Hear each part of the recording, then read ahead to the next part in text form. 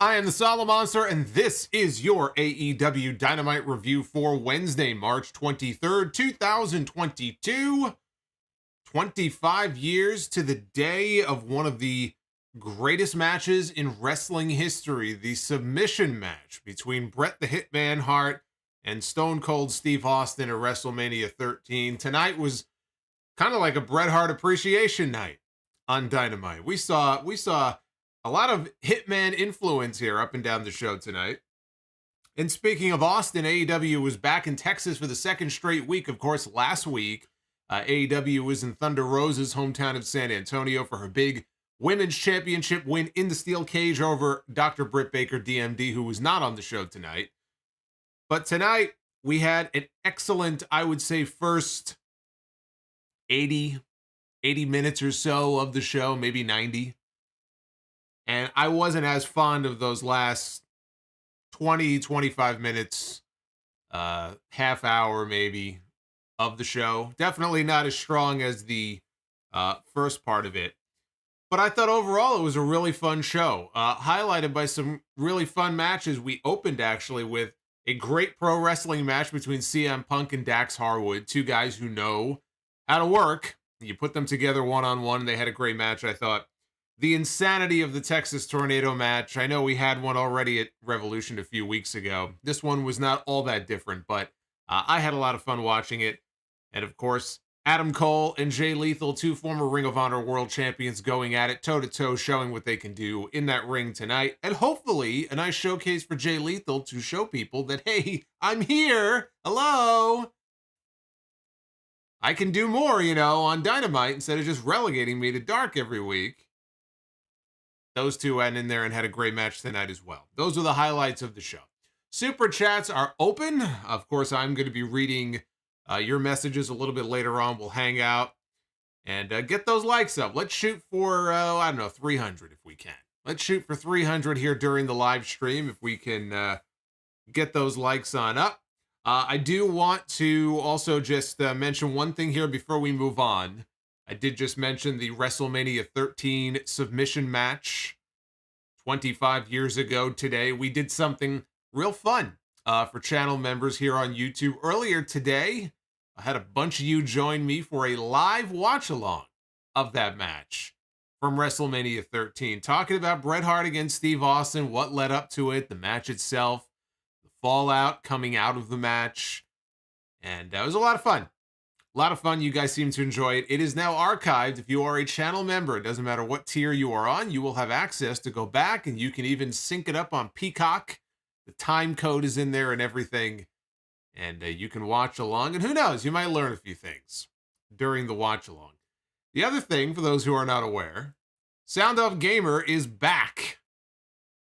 And the first installment is now up for your viewing pleasure if you missed it. It is my first foray into the world of WWE 2K22. I'm going to be starting my Rise mode very soon. We're going to have the Solomonster on his journey through the Performance Center, which should be most interesting. So that is coming soon. So that gamer video, first play, is up now in case you missed it. So a lot of good content on the channel. If you want the gaming content, you got the gaming content. If you want your Dynamite review, that's why you're here. You want watch-alongs, we have that too. But let's get into this Dynamite show, which opened with the return of CM Punk, his first appearance since the dog collar win over MJF at Revolution a few weeks ago. One-on-one against Dax Harwood of FTR. We had loud chants for CM Punk. This crowd in Austin, Texas was very happy to see CM Punk back on television. Loud CM Punk chants all throughout the match, really.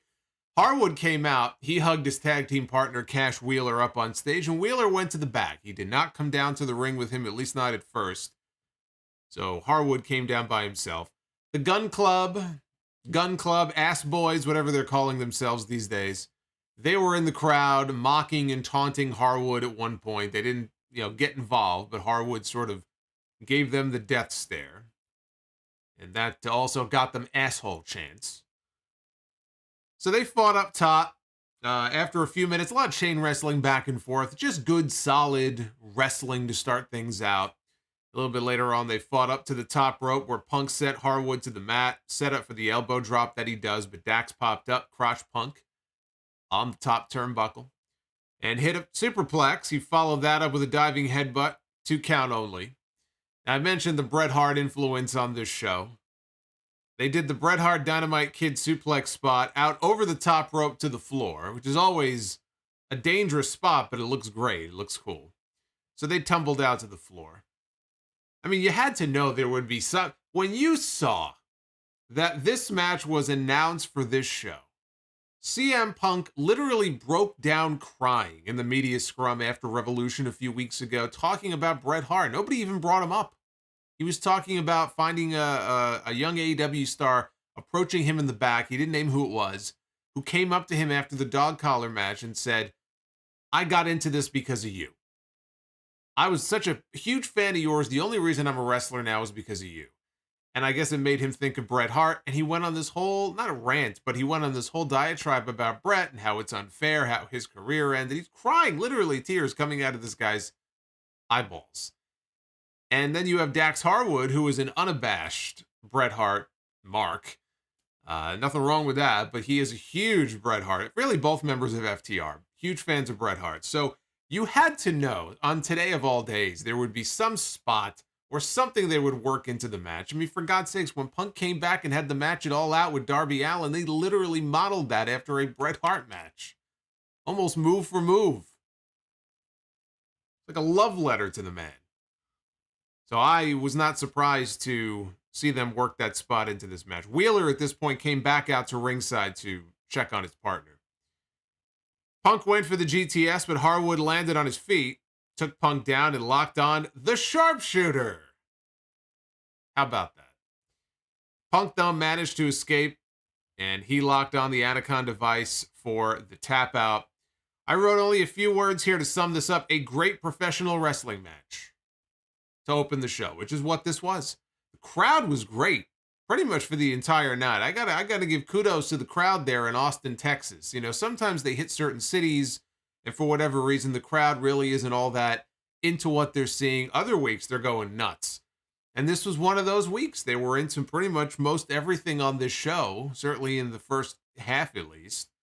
And so it made this feel like a really fun spectacle that we were watching. When the match was over, though, what was interesting, even though Jim Ross he talked all over, Excalibur was trying to point out what Punk was doing, and Jim Ross just steamrolled over him. But Tony Schiavone brought it back when JR was done talking to the fact that Punk was, he was pantomiming. He was motioning around his waist, signaling that he wants championship gold. And they said, we don't know what championship he's motioning for. They said, could it be the TNT title? No. Could it be the tag team title? No. He's motioning for the AEW. Maybe he's motioning for the TBS title. Maybe he's going to be the one to be the person to hand Jade Cargill her first loss. Actually, you put Jade Cargill in the ring with CM Punk, I'm not so sure Punk wins that match. But obviously, he is teasing that he is going to be going after the AEW World Championship. And so it begins. But Punk was super over. This felt like the continuation of a babyface turn, a slow-moving babyface turn for FTR. Of course, the first element to it was them firing Tully Blanchard, who hasn't been seen since. So they got rid of Tully, and now they just go out there. In this case, Dax, he goes out there and he just has a great match. And Wheeler, no interference. There was no heel shenanigans with them. That's how you know. That's how you know that they're on their way to a full-fledged babyface turn. Later on came a backstage segment, which only solidified it further. They were being interviewed in the back by Tony Schiavone, and Wheeler was praising his partner for, wrestling from the heart. He called Austin and Colton Gunn young pups, and Harwood admitted that he and Wheeler have done some, they've done some bad things in their day. They've done some bad things in their career, but he can't stand a spoiled brat. And he said that he and Wheeler are the best team on Mondays, Wednesdays, or Fridays, and that they would see the Gun Club next week on Dynamite. So again, the babyface turn. Now, all you need to do now to solidify it is bring Brett in as the manager. They've been teasing it. I would think for at least one night, one of these weeks, he's got to show up. That'll solidify the turn right there. No way they're going to walk out there with Bret Hart in their corner and not get cheered. It's only a matter of time. So this was great. We had an 8-man tag, Texas Tornado-style tag team match. It was Sting, Darby Allin, and the Hardy Boys, tag team partners for the first time, taking on Private Party, the Butcher, and the Blade of the Andrade family. Andrade was out there with them, but he was all suited up. He was not, dressed for competition. So this did not take very long. As soon as the heels get down to the ring, here comes Darby with the immediate torpedo dive out onto the Butcher. That's coming off the match they had on Rampage last Friday, which Darby won by countout. He gave him a coffin drop on the floor, and the Butcher was unable to return to the ring in time. So on Rampage, the Butcher got counted out, which actually was a pretty... I don't know if I'd be willing to take that move. I know Darby is not... He's a big guy. Probably 170 pounds, something like that. But still, would you take a coffin drop from Darby Allin falling back first with all of his weight onto your body on the floor where there's no give? I'd imagine that'll knock the wind out of you. Maybe not the Butcher, because he's a big guy. Would fucking kill me. So anyway, he did a torpedo dive out onto the Butcher. No sooner did Darby, and I'm like trying to take a tornado match, trying to take notes on it is impossible, right? It's like you have a major windstorm or a tornado or something, you're going to tie down your furniture. It doesn't fucking matter. That shit's going to go flying whether you like it or not. Doesn't matter what you do if it's strong enough. As I'm trying to take notes on what just happened here comes Sting off the top rope. Sting with a top rope dive out on to all the heels on the floor, takes them down. And this is only in the first 15 seconds of the match. From the moment the bell rang, this was not even, I don't think, 15 seconds into this match. Darby and Sting have already done dives out to the floor. We haven't even gotten to Jeff Hardy yet. Remember what I said on the podcast on Sunday? When I was previewing this show and I mentioned this match and I said, Sting at Revolution was the crazy one. He's the one who did the balcony dive. Now you add Jeff Hardy to the match. This is going to be Jeff's night to do something fucking crazy. Did I not say that on Sunday? Well, we'll get to that in a little bit. So Sting was going nuts here. He had his Stinger splash to Isaiah Cassidy against the barricade outside. This was basically like the Revolution match in that all the action just branched out. There's no rules. Everybody can pretty much just do whatever they want until one person gets the win. So they all fanned out across different parts of the building. They were brawling up on the ramp and the stage. They were brawling around the ringside area. They made their way into the crowd, up into the stands. So Darby is in the crowd and he's with the Butcher. And I believe he's on the Butcher's, I almost said the bitches. The Butcher's back. Okay, now they're over by one of the tunnels where the fans enter from. I don't know what level, maybe the 200 level, wherever they are at this point. And he's on the Butcher's back. And here's Andrade whipping Darby across the back with his leather belt. And Butcher then grabs Darby in a powerbomb position and kind of lowers him. And, we've seen him and other people do this before, where you get your opponent and you start swinging them back and forth into the barricade. Only here, they were in the crowd.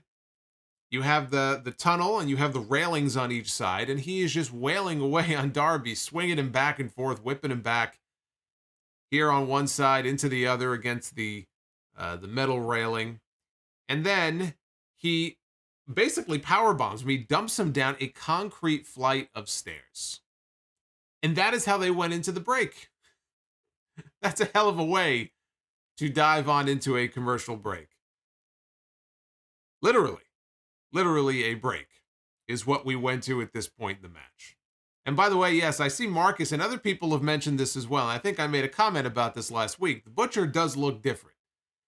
And the reason the Butcher looks different, he has slimmed down. It is noticeable. Everybody was so busy talking about Chris Jericho and his amazing physical transformation. You got to give the Butcher some credit too. This guy is a a lot slimmer than he was even a few months ago. So whatever I don't know what he weighed 6 months ago. He could have been 260 for all I know. If he was 260, maybe now he's 230. He's still a big dude. But yes, it is not your imagination. He has definitely slimmed down. He is not Skinner. He is skinnier.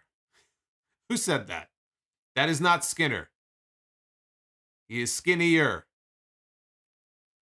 After the break, we cut to the stage, and Matt Hardy is with Isaiah Cassidy. And Isaiah Cassidy is basically begging for his life. Matt is setting up for a side effect. He's going to give this kid a side effect off the stage. Here comes Mark Quinn from behind. He low blows Matt Hardy.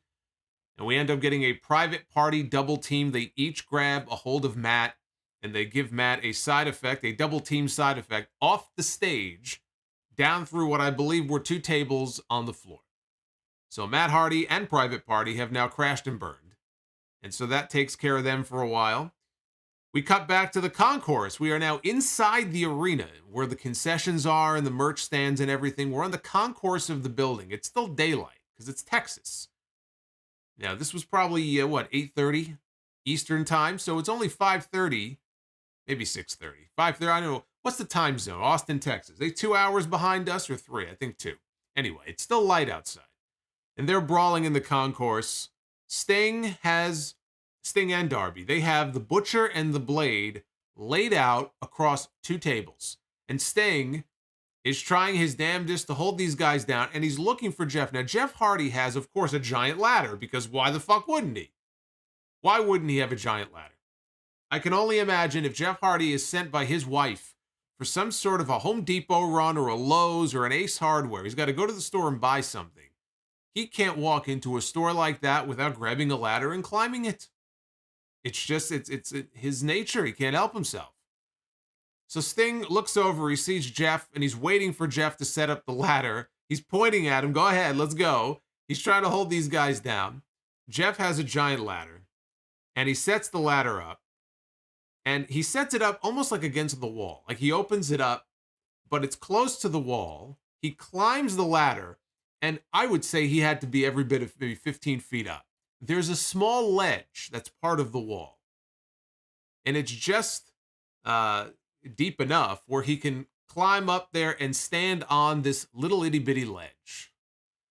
And so, of course, we all knew what was coming next. It was pretty obvious what was coming next. I mean, this guy has not even been on television. He's not been under contract in AEW for a full 3 weeks. He's already scaling parts of the building like fucking Spider-Man.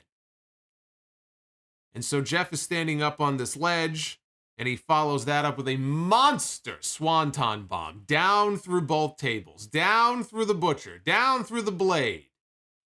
Jeff Hardy is laying in a heap. Can't help himself. He cannot help himself. Sting goes over and checks on him, and he motions to him that, you know what, I'm going to go back into the arena. Are you okay? Because I'm going to leave. And off goes Sting. He's going back to the battlefield. He's got to go and take the battle back out into the building, back out into the ring. And so off goes Sting. Now, Sting got to the ring awfully quick.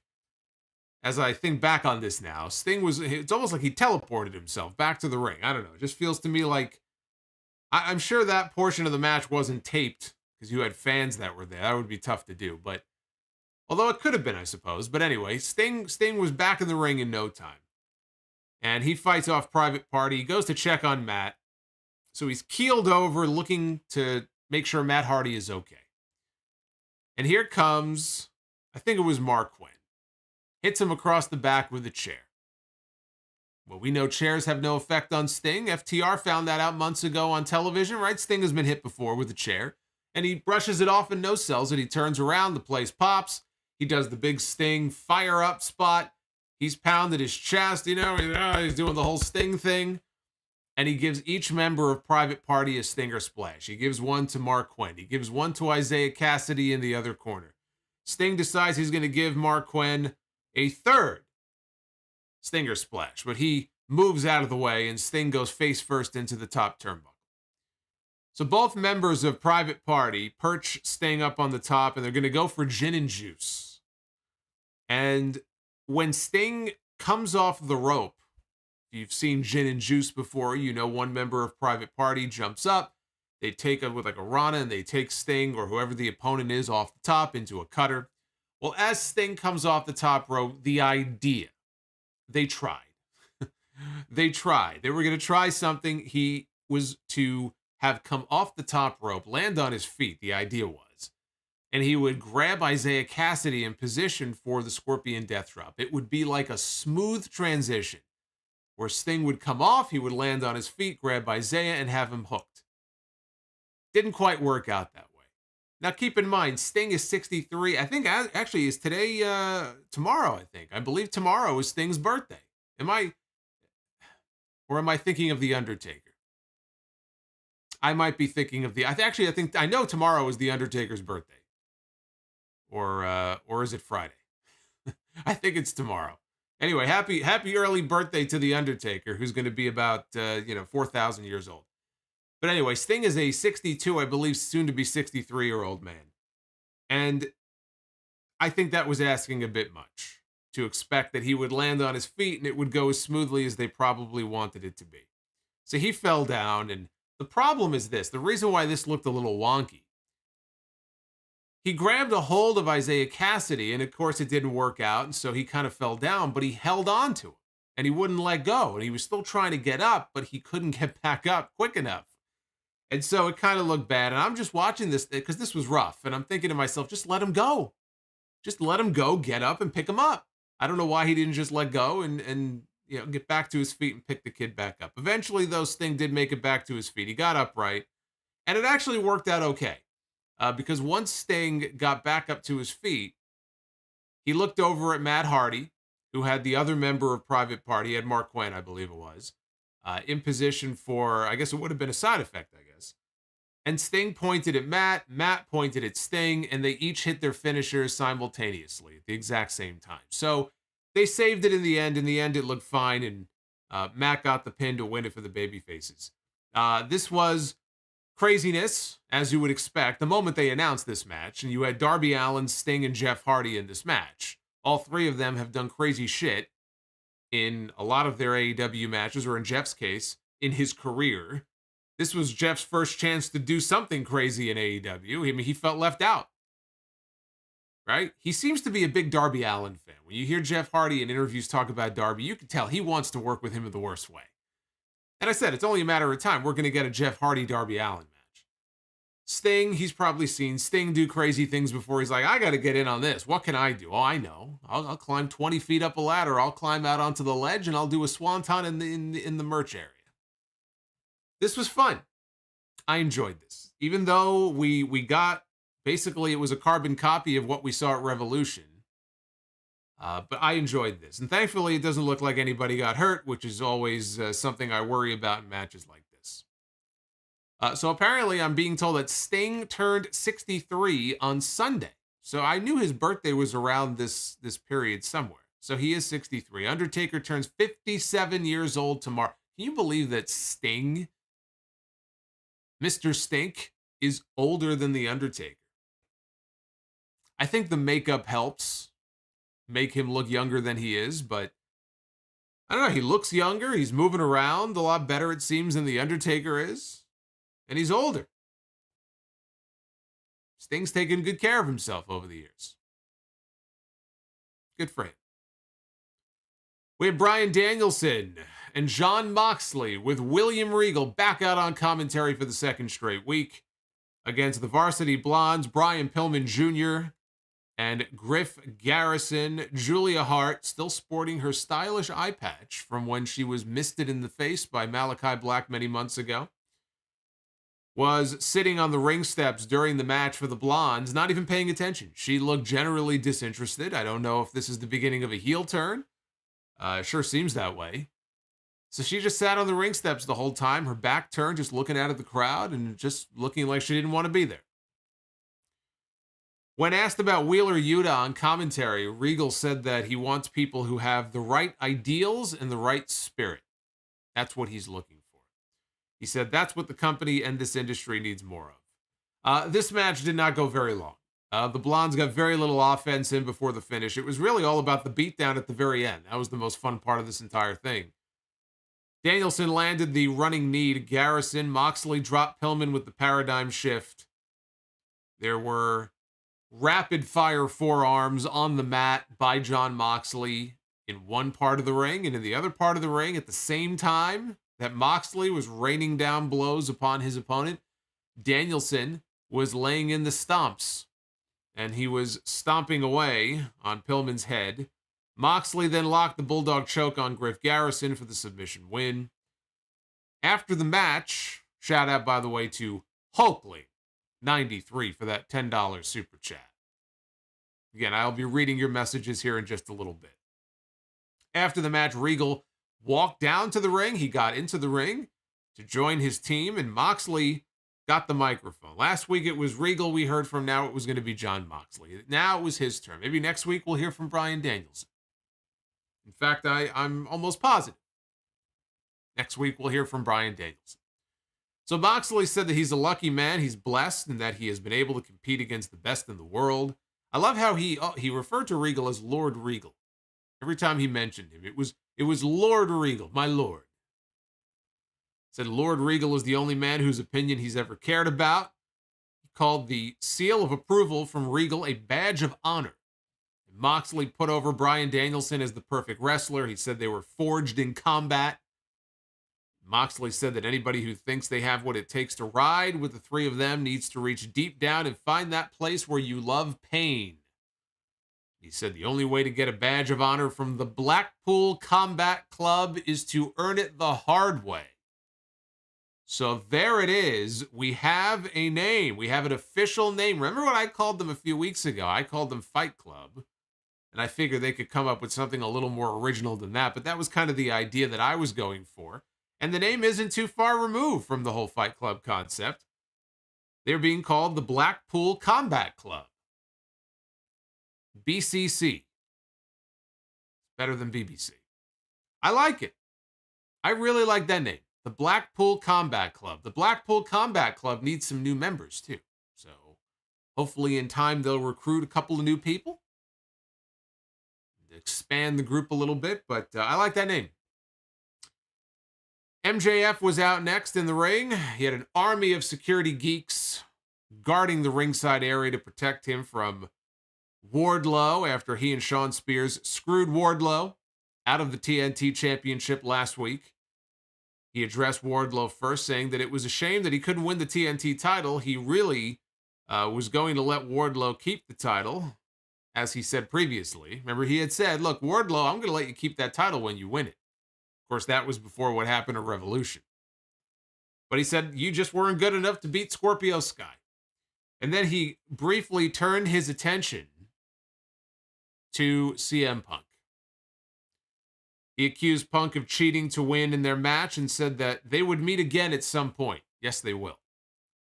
Yes, they will. And if you've listened to these podcasts and these streams, you know that they will meet again. And when they meet again, it should be MJF beating CM Punk to win the AEW World Championship. He said even then it won't be over between them until he attends Punk's funeral and pisses on his grave. He told Wardlow he was going to start calling him Pig because that's exactly what he is, a greedy little pig. He said that if it wasn't for him, the people would not even know who the hell he is. He goes, he made him. He put a nice roof over his head, him and his mother, implying, I guess, that Wardlow, I guess he's sharing the same home as his mother, or maybe he bought his mother a home. I assume they're sharing a home together. Maybe he's got so much money. Maybe he built her a little, like a little outhouse in the back or something. Mama Wardlow lives in the back of the house. He slips her food under the door, like Sloth in the Goonies. Just slide the tray right under the door. I could picture Wardlow's mother strapped to the chair like Sloth. I kid. Wardlow, I'm sure Wardlow's mother is a fine woman. I'm sure she is a lovely lady. I will not compare her to Sloth.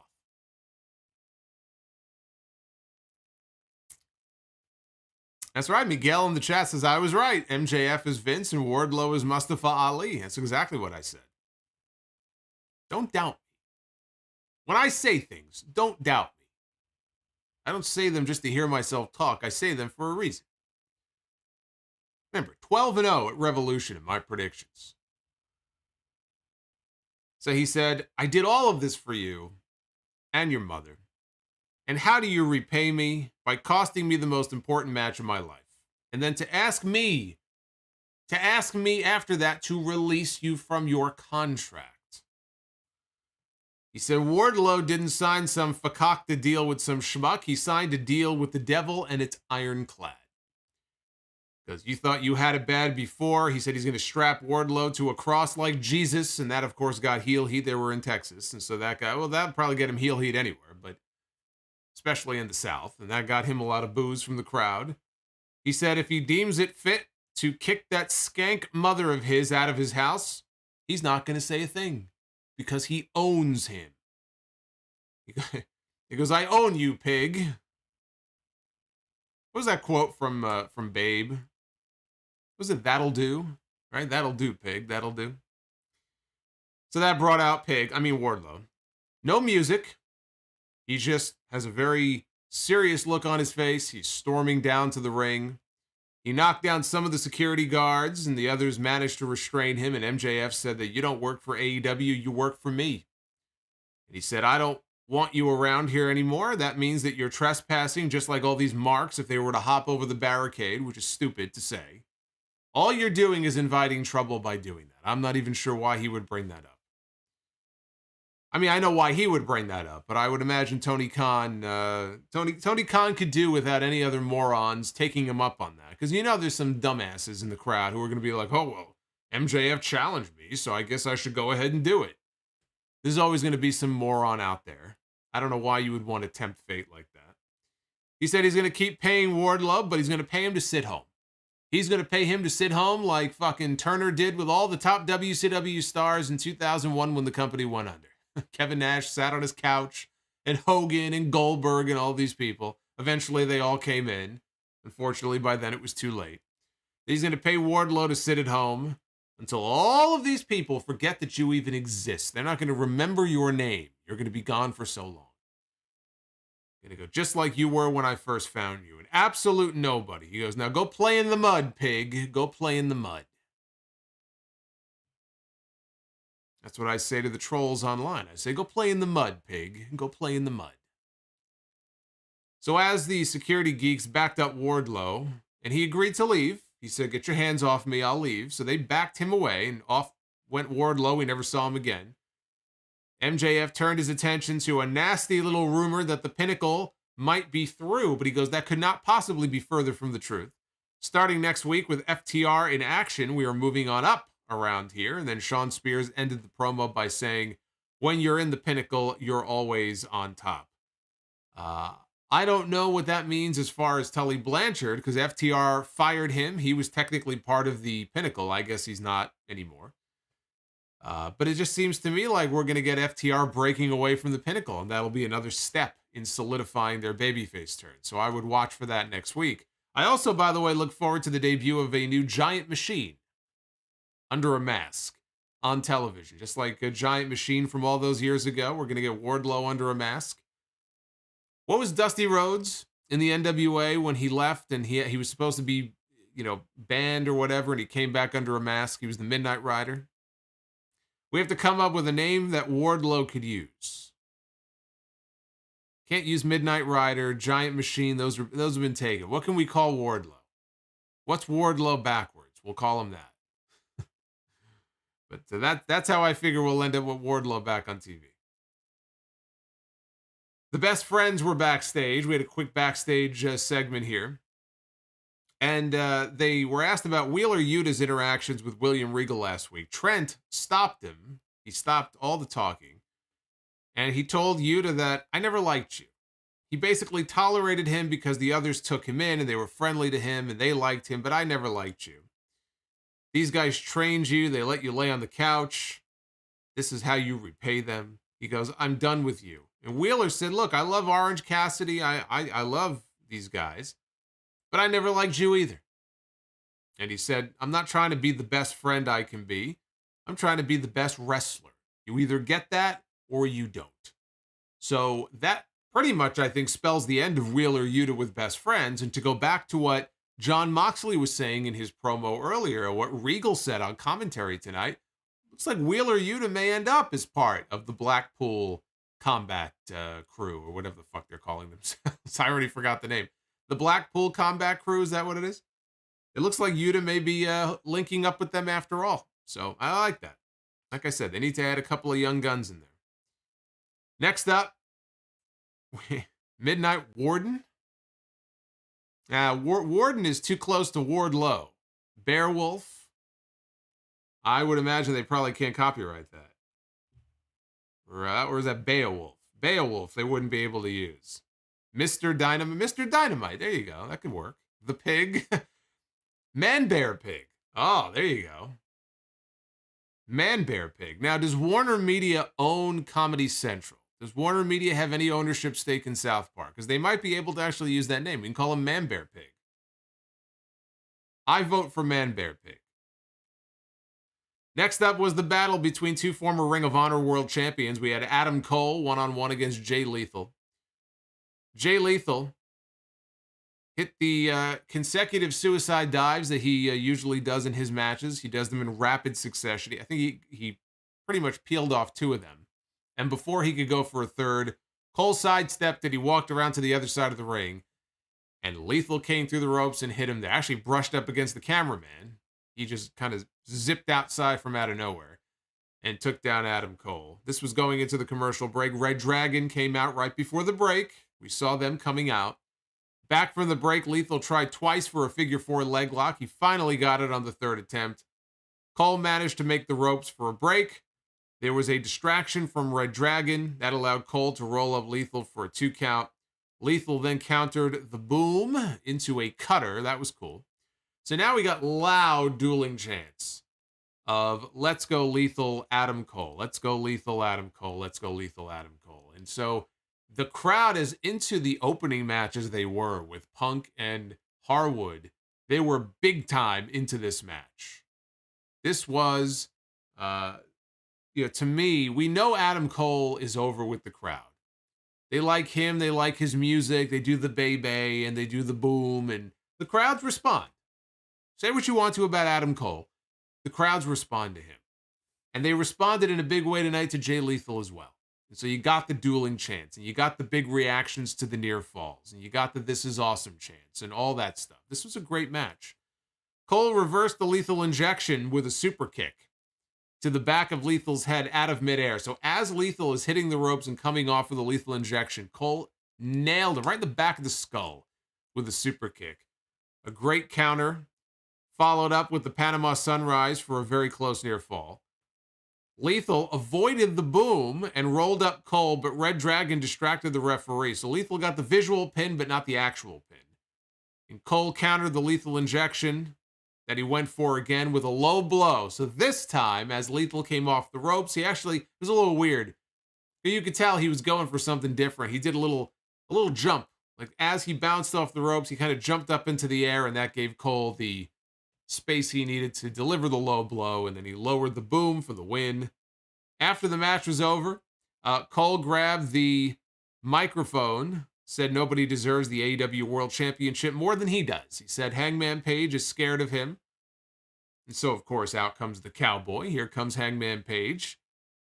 Marches down to the ring. He whipped all three heels with his leather belt, but Cole caught him with a low blow. They beat him down.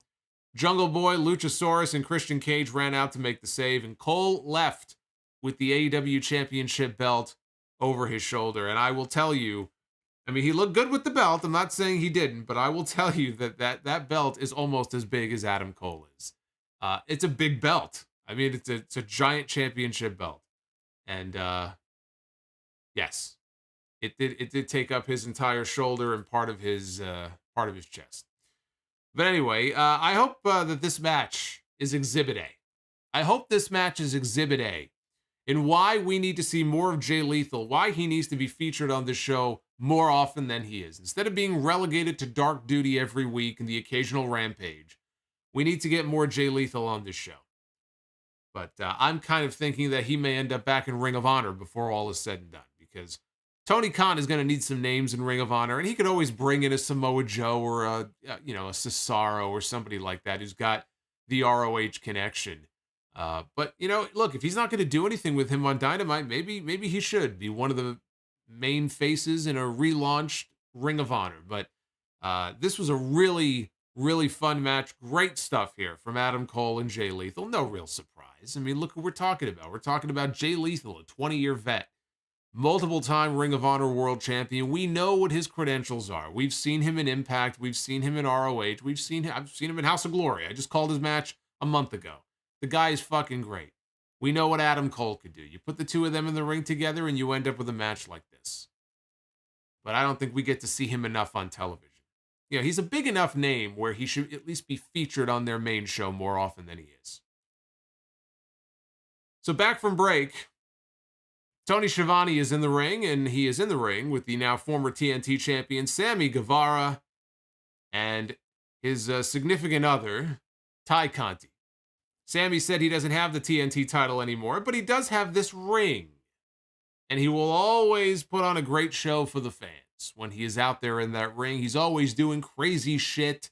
He brought up, loving the holy shit chants, and they started chanting holy shit at him. He knows he can't do this forever. He says it'll catch up to him. He'll pay for it when he's older. And if he's going to pay for it, he says, screw it. It's worth it. And I just laughed and I said, let's see in 20 years if he says the same thing. They all say that. When they're in their, you hear the vets talk about this all the time.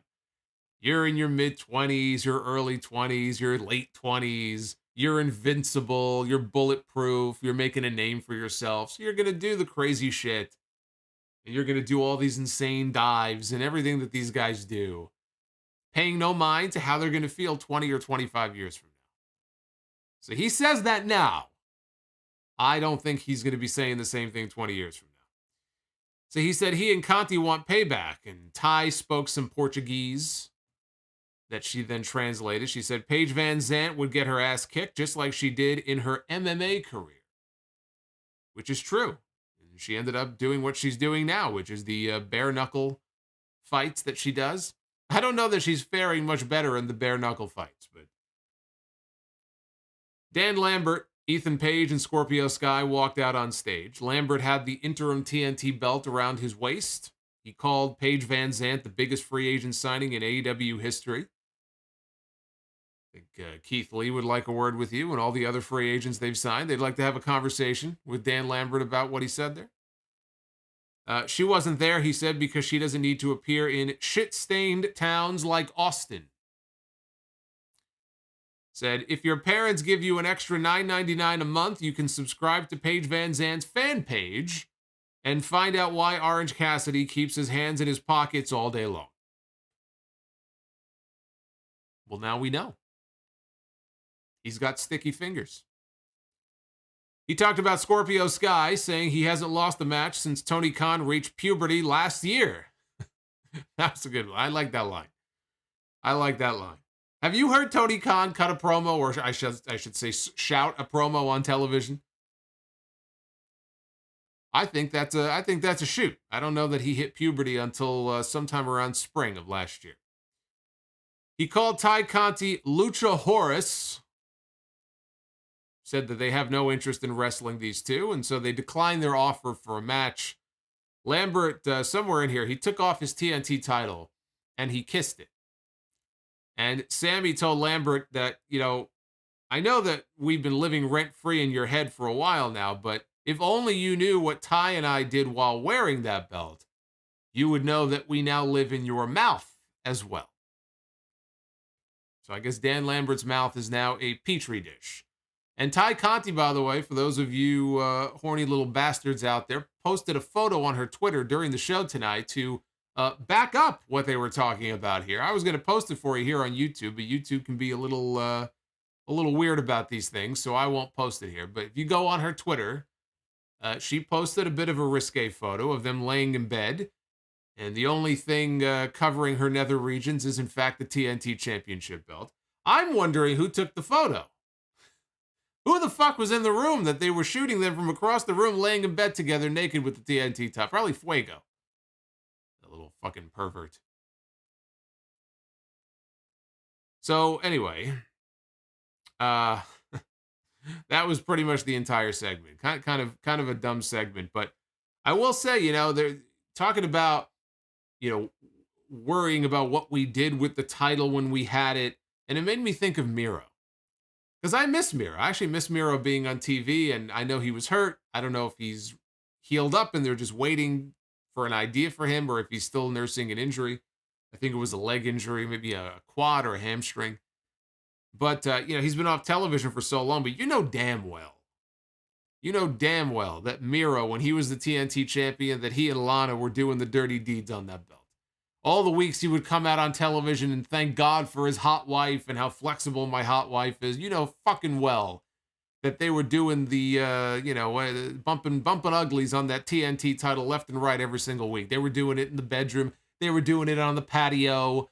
They were doing it on the kitchen table. They were doing it in their car. They were doing it in the street. They were doing it in their pool. They were doing it in their neighbor's pool.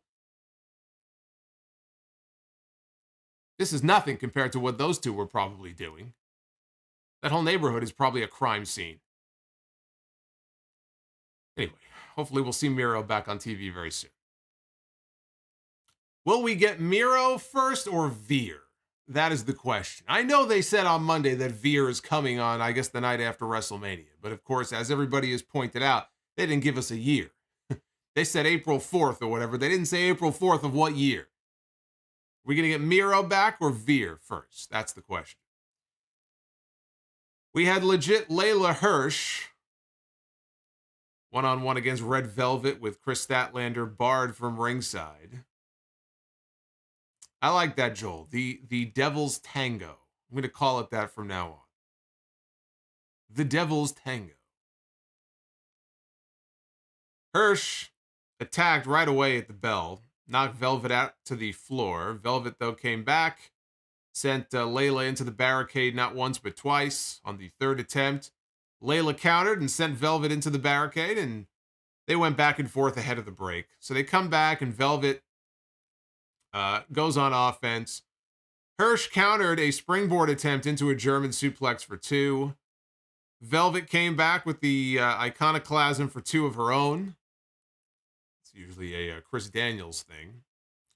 Velvet hit the mix kick, but Hirsch rolled out of the ring before she could cover her, and she grabbed now she has this turnbuckle that she's been using as a weapon on TV. The referee, though, got it out of her hand, wrestled it out of her hands. However, after doing so, we saw that Hirsch had a second turnbuckle. I guess it was in her tights or whatever, and she hit Red Velvet with it. Referee didn't see it, knocked her out, got the pin.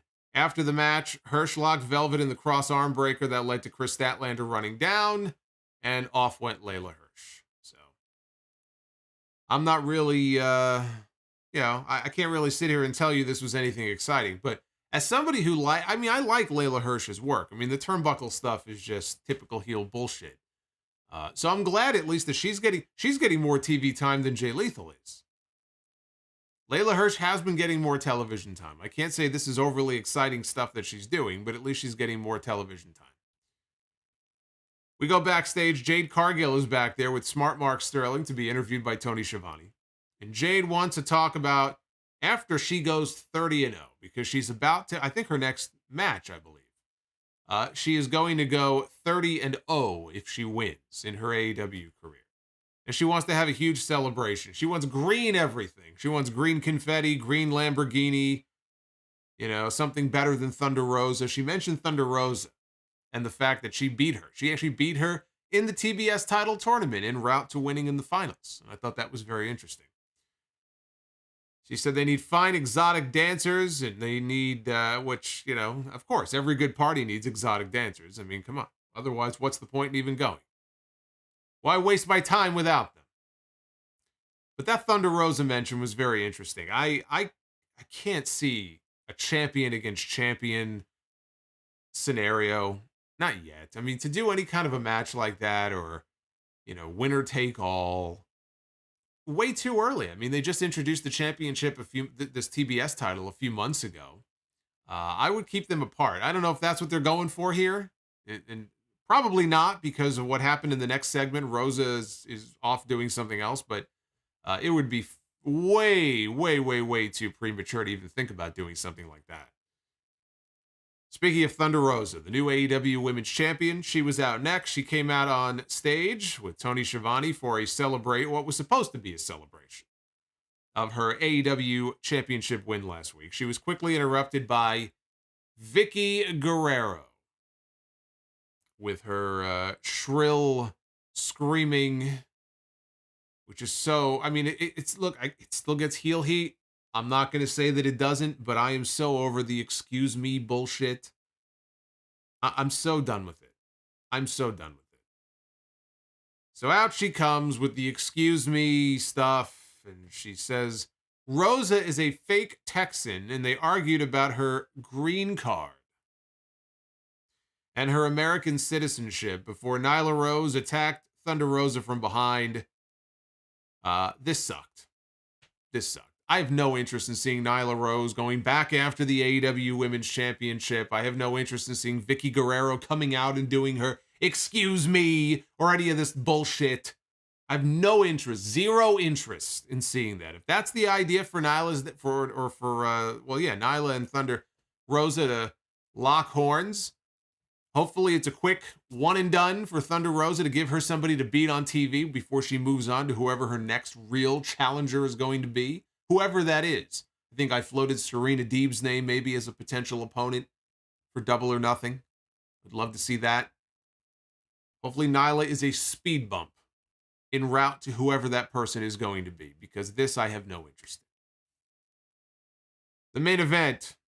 By the way, I don't know where they're going. It might have just been a one-night thing, this stuff about the green card and her citizenship and all that. I don't need to be hearing about that bullshit either. I don't know where they were going with that.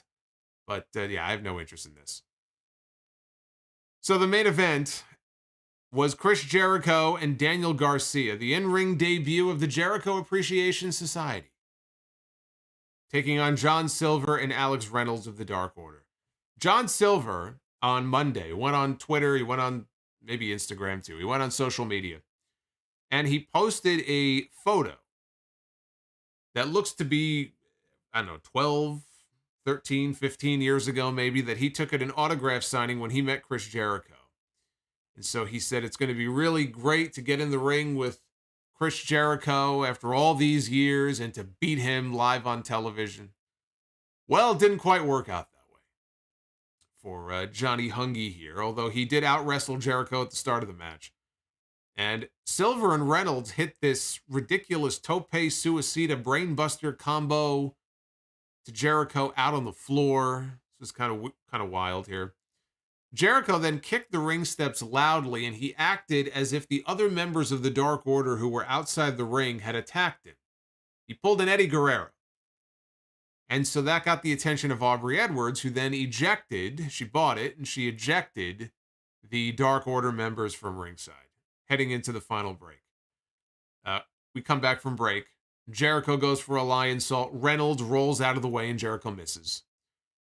And Reynolds gets to Silver for the hot tag. And John Silver has one of the best hot tags in AEW. He just runs absolutely wild like a madman when he tags in. And the place ate it up. The place came alive for John Silver here. He tags in. He takes all the heels out on the floor. He takes out 2.0, which I know they're not 2.0 anymore, but they're still 2.0 to me. So he takes out 2.0. He takes out Jake Hager. Hager goes down a little... Not smoothly, but he did go down. Kind of like that beer I had the other day. So John Silver then gets back up onto the apron. He climbs back into the ring, but he gets caught by Jericho with a code breaker. But he kicks out. Near fall only. Jericho doesn't use the code breaker anymore as a finish. So Daniel Garcia got into the match. Reynolds got a blind tag, and the Dark Order hit this... tandem offense that we see them doing in their matches. It ended up with a jackknife pin for a very close, I'm talking 2.999 near fall on Daniel Garcia. Main event Garcia, by the way, just hit me. Could we add this to the list? Main event Garcia strikes again here on this show. Unbelievable. So Jake Hager was to have been taken out by John Silver yet again. John Silver went to the well one too many times on Jake Hager. Hager caught him, though, on a tope suicida, and he slammed him down onto the floor. and he put Silver back into the ring. Well, actually, no, he left him on the floor. It was Reynolds. It was Reynolds. Garcia had the referee distracted. It was Reynolds who hit the ropes, not Silver. And when I'm mixing them up. I'm calling him John Reynolds now. When Alex Reynolds hit the ropes, Jericho was outside. There we go. And he had Floyd the baseball bat. The referee didn't see this, and he whacked Reynolds in the back with the baseball bat. And Garcia then slapped on a deep sharpshooter for the submission win. Can we just call today Bret Hart Appreciation Day? I mean, at this point, we may as well. Second sharpshooter of the night. And he won with it. Daniel Garcia picks up the win for the Jericho Appreciation Society. I say that we call today Bret Hart Appreciation. Actually, every day is Bret Hart Appreciation Day. Why should it be limited to just one day? Every day should be Bret Hart Appreciation Day. So I thought this was a really good show. It fell off quite a bit for me in those last 20 minutes or so. I mean, I enjoyed the John Silver comeback, but the last 25 or so minutes of the show cannot compare to what we got in the first half. From the opening match, the Texas Tornado match, which I just thought was just a fun brawl. But then also later on, the Adam Cole and the Jay Lethal match. Really, really great stuff on this show. Plenty of stuff to find, I think, to your liking, even if you didn't like the last half of the show. Rampage this Friday night is back in its regular time slot, which means we'll be reviewing it live on the air Friday night, along with SmackDown. Back to business. We've got Dustin Rhodes one-on-one against Lance Archer. We have Red Dragon taking on Alan Angels and Preston Vance of the Dark Order. Nyla Rose will be in action. We've got Hook getting his certificate of accomplishment from QT Marshall. I thought we were done with this. But apparently not. And Ricky Starks one-on-one against Swerve Strickland for the FTW Championship. That is on Rampage on Friday night. And next week on Dynamite, Darby Allin one-on-one against Andrade El Idolo, and FTR takes on the Gun Club. So there you go. See, I don't say it as fast as Excalibur, because I want you to actually hear me and understand what I'm saying. But let's go to the poll. Let's see what you guys are saying in the poll. 83% thumbs up and roughly 17% thumbs down, with just under 1,000 votes in so far. So at Solomonster, that is my handle on Twitter if you want to vote in these things, or shoot me a message. At Solomonster is my handle on Twitter as I scan the chat here to see what all you guys are talking about. Send Hook says Toondar. What's going on? Toondar the Argonian.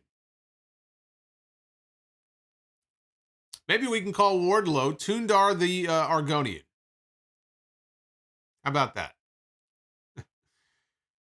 The surviving Rhodes brother in AEW, says Tuxedo T. Servo. Yes, he is the last of the Rhodes. He's the last of the Rhodes. When he's gone, Tony Khan will stand there and say, where we're going with this company, we don't need Rhodes. Anyway. Let's go to your Super Chats. Hang out here for a little bit. If you have questions, comments about the show tonight, anything at all, send them on in. I do appreciate your support. You'll see them popping up on your screen there. I added a few new ones that will pop up randomly. We had some from earlier, actually, during the watch along. Had a lot of fun. Again, really fun watch along earlier for the submission match from WrestleMania. Amiibo Guru, you get the first word here with the Super Chats tonight. Juan, why is your Twitter handle blurred out? I don't know. Because the Twitter poll is showing differently now. Remember, I couldn't get it to work a week ago. I think I was logged out or whatever, so I got it to work, and then for whatever reason, the top part is blurred out. But again, you know my handle. I mention it every week. At Solomonster. Just check the description. It's all down there. All my social media, it's all down in the description. Everything is down in the description. Where do you go? Down where? Down here. Amiibo, sending love from Cancun. Oh, I'm fucking jealous. Oh, it's been 6 years since I was in Cancun. I was at an all-inclusive resort. I do miss those days. Getting married Saturday and here until Wednesday. Missing AEW sucks, but at least I don't have to watch Raw. Also, what are your thoughts on the Yokozuna Bret Hart WrestleMania 10 finish? Well, congratulations to Amiibo. He is getting hitched, and he is in Cancun enjoying the sun. And Cancun has, from what I understand, the second largest, I think, barrier reef in the world. At least that's what we were told.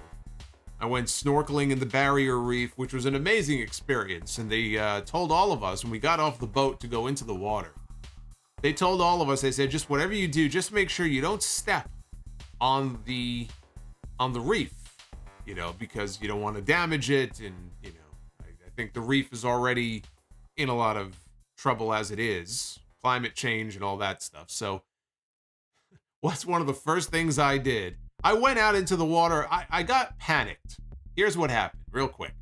I got panicked because the water was sort of carrying me out away from the rest of our group. So, you know, the girl I was with and all the old people, all the old couples that were there, and it was like a group of 20 of us. They're going in one direction, and I'm kind of drifting off. I'm not that big of a guy.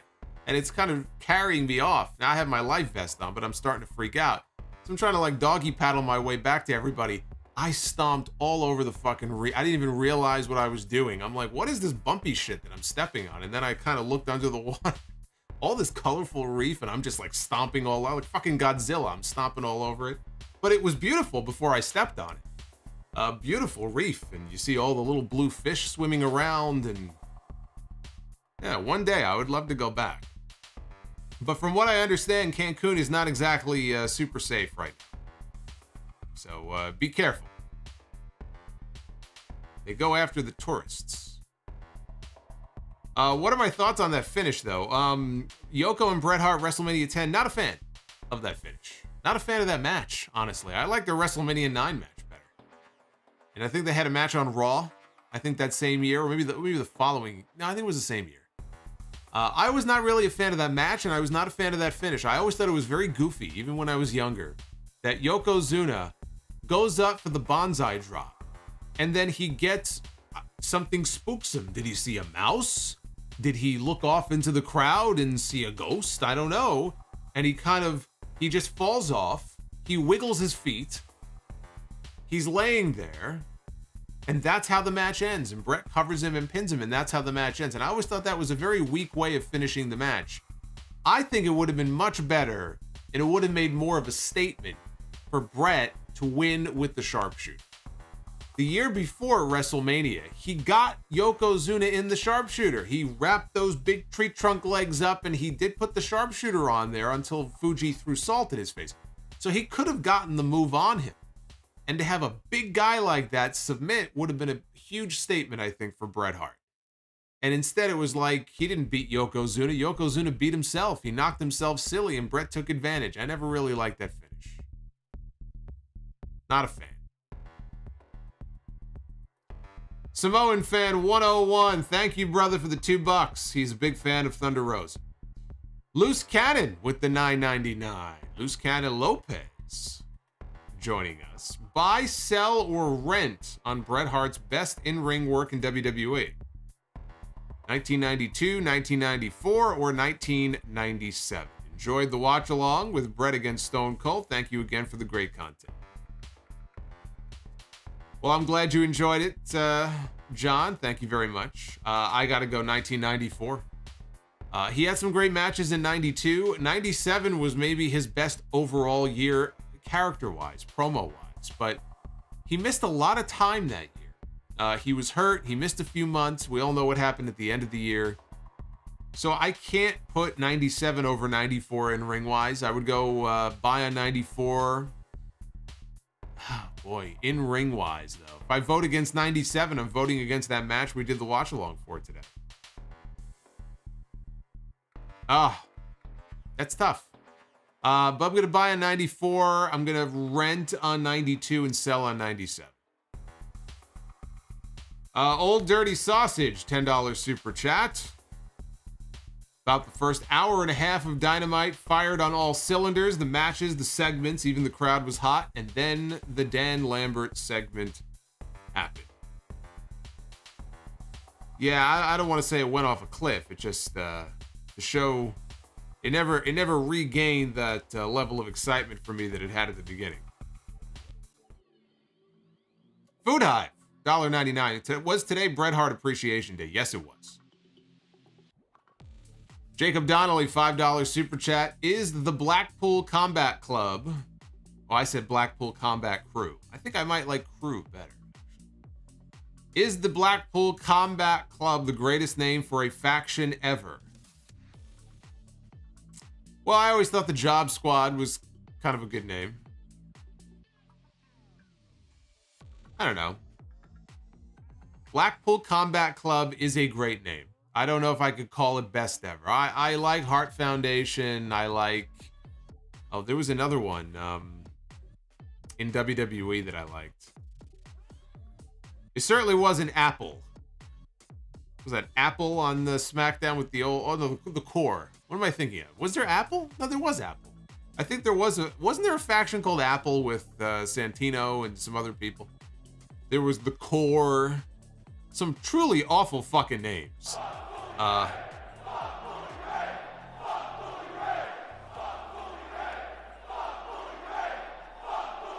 will always pause for a good fuck Bully Ray chant. That's from our boy Jared M. I will get to your super chat here in a little bit. Oh, the Beatdown Clan. That was right. It was from the TNA days, right?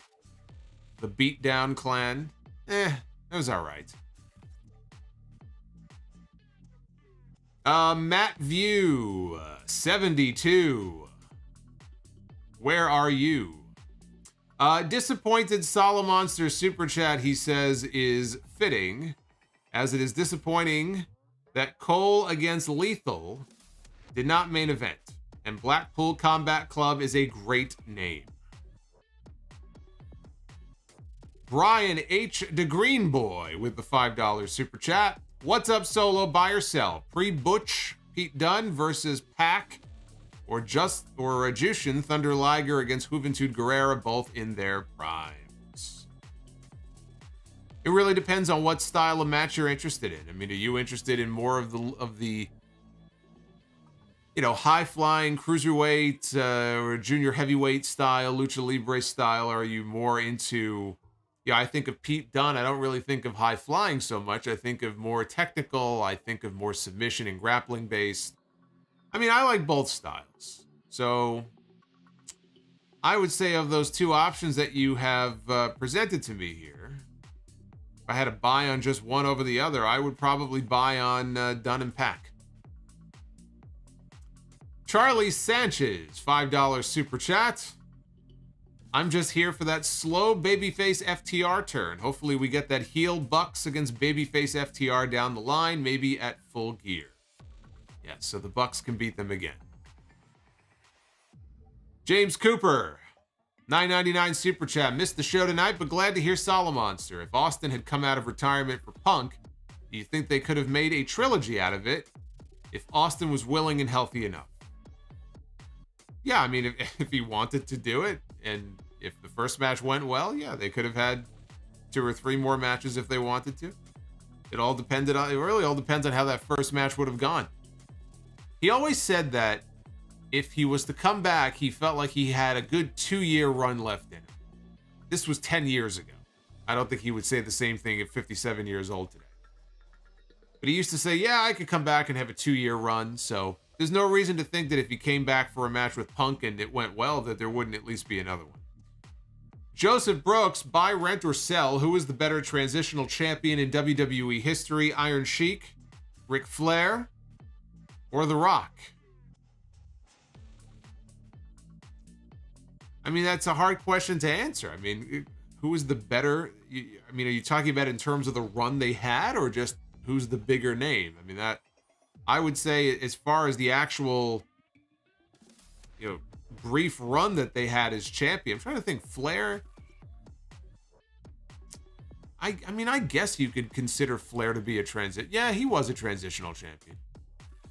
I was thinking of the first run, but more so the second one. He won the title in September. He lost it in October. And he didn't do anything in that month. So I wouldn't really consider that to be much of a great run. The Rock, I mean, everybody in the last 20 years, they win the championship so many times. I'm trying to think of which run you're even talking about. Are you talking about the last one? He won the title in July, lost it in August? Oh, man. I don't know. I probably would go with the Iron Sheik only because, you know, of what it led to. You know, Sheik winning that title is what kicked off Hulkamania, and that was such a big period for WWE. So, I mean, that's when I became a fan. You know, I was part of the whole Hulkamania boom in the mid-'80s. So, I'd probably go Sheik, Rock, and then put Flair last. Austin Runge. Again, and by the way, if we're talking about the second run that Flair had with the WWF title, which was shorter than the first one, then that's the order I would put it in. Austin Runge, $5 super chat. I got a feeling that MJF and Wardlow piggy thing is going to end up like that one scene in Deliverance. Yeah, maybe, or it'll end up in a hog pen match like Triple H had with Henry Godwin back at In Your House. We'll have a hog pen match with MJF being backdropped into the pen full of pig shit. Vince McMahon would love that. That's great shit, pal. Devin from NJ 2000. $10 super chat. My dad says it is going to be Seth Rollins against Omos at WrestleMania, being that neither man has a clear direction heading into the show, and it's too late to build up Cody and Seth. What are your thoughts?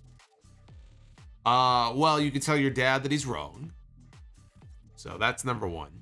But your dad isn't wrong in that I had the same thought watching television on Monday night.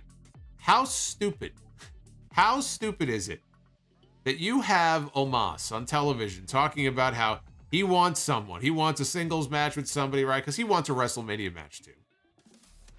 And Seth Rollins is on television now for the last 2 or 3 weeks, desperate to get on WrestleMania, all but begging for something to do at WrestleMania. And the announcers talk about it like, well, I guess he's got nothing to do. He's not going to go to WrestleMania. You've got a 7'4" guy on the show who's also now talking about wanting real competition.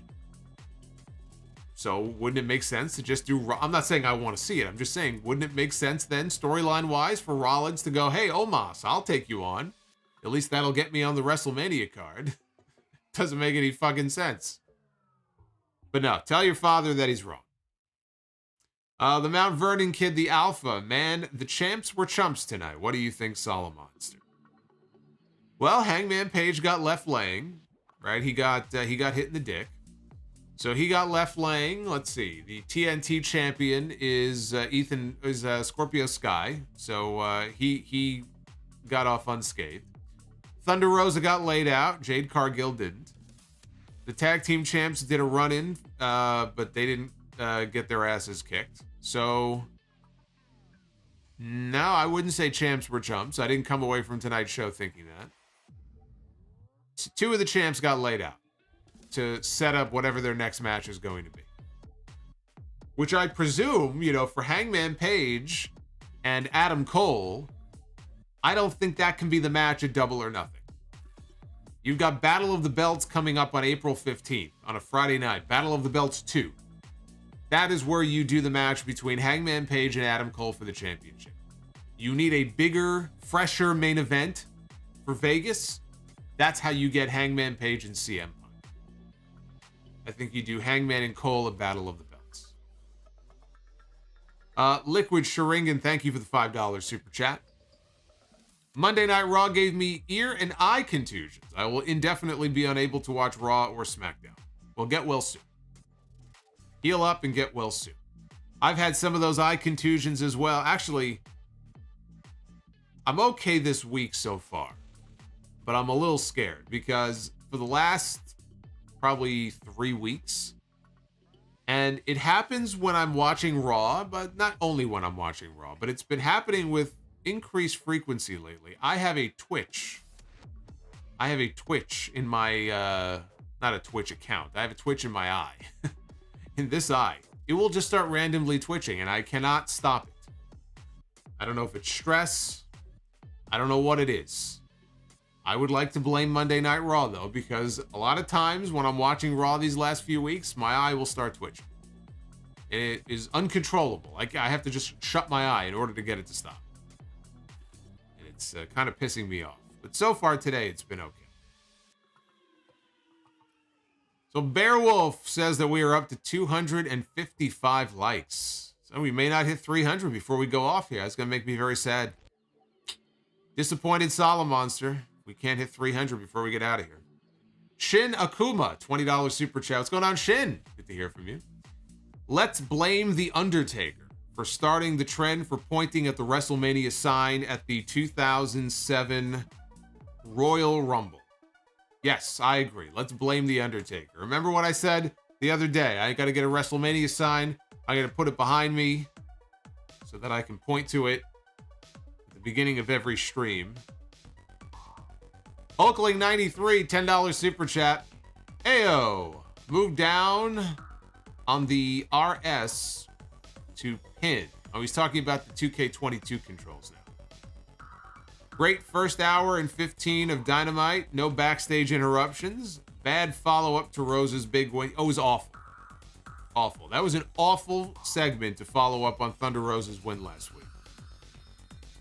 He says a program with Leyla feels obligatory now. Thoughts on Austin's punches. Austin had great punches. Again, we were just watching the match earlier today. Brett has great punches, and so does Austin. In fact, Austin would joke that some people would complain about how stiff his punches were. They were probably stiff. They looked real, and they probably were more real than anybody knew. So he had pretty good punches.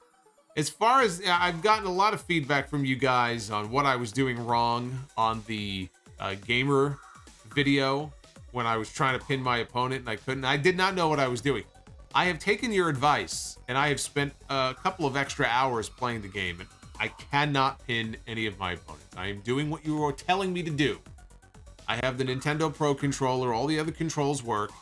That right joystick, I was trying to like push down on it. You told me, no, you got to just pull down on it. I have pulled down. I have pulled up. I have pulled sideways. I've done it gently. I've fucking, I've pulled down. I've yanked down hard on it. I've been yanking it up and down, left and right. Nothing is happening. Nothing is happening. So I don't know what I'm doing wrong. I don't know if there's something wrong with the controller. All I know is I'm pushing it up and down. I'm yanking it up and down, and nothing is happening. So I might have to go and buy another controller.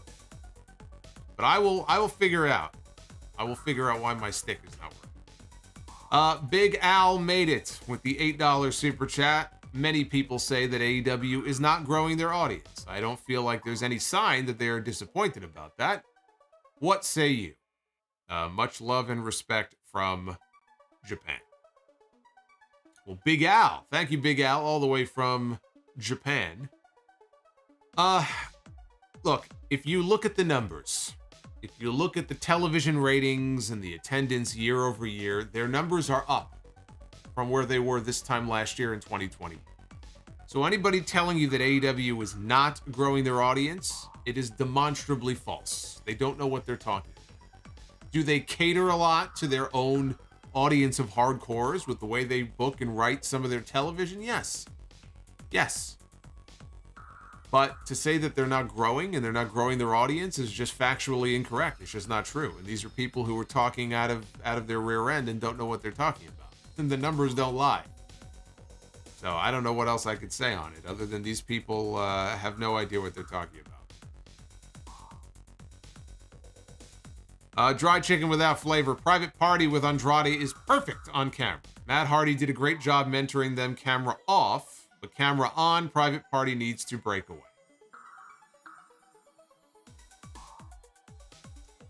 Yes, as Maz said, I could not have said it better myself. The audience numbers don't lie, and they spell disaster for all the trolls as sacrifice.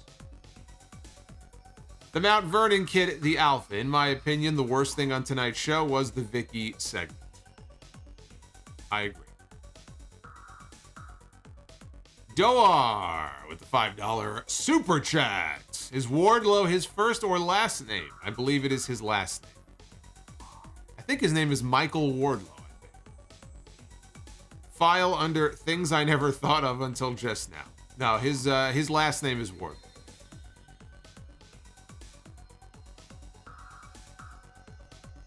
Joseph Brooks, $9.99 super chat. How would you have booked the invasion in oh boy.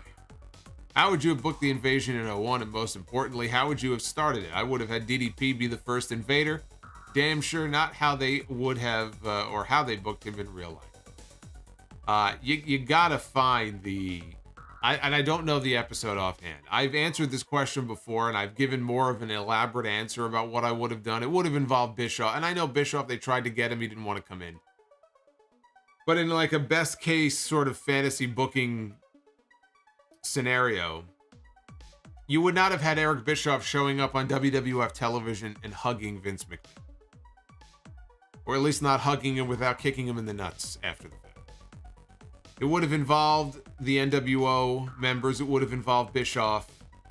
And again, I don't even have time to map the whole thing out. But if you could find that episode, and I don't remember what it was, but I would have done a much better job than what they did.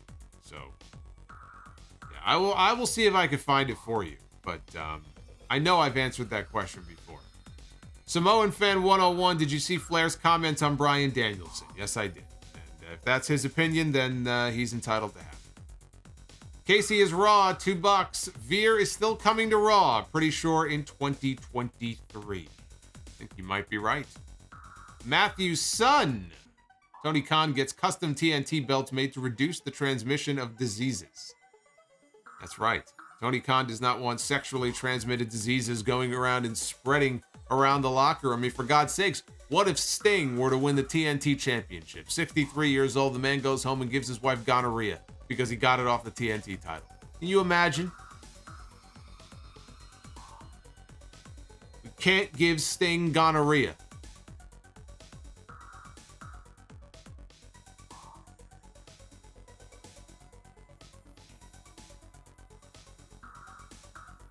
Or the clap. Joshua Edwards, $10 super chat. Just became a Sound Off legend. Fucking awesome. I did. I saw your name before, and as I was doing the review, it came up, and I should have mentioned it then. But thank you, Joshua. That is awesome. You also, by the way, if you're on the Legend tier, you have access to the retro audio, the lost original episodes of the podcast from 2007 and 2008 as I upload each one. You got 13 of them up so far, so go back in the archives and check it out. You can hear how timid I used to be when I first started doing this podcast. Marcus says, don't give Mr. Stink the clap. That's right. That's right.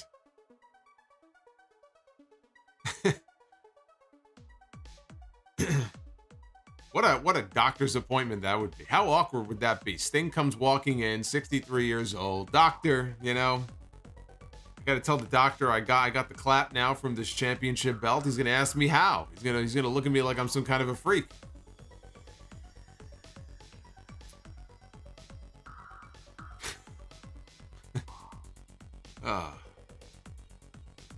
Anyway, Joshua, don't you love this new content that you just signed up for?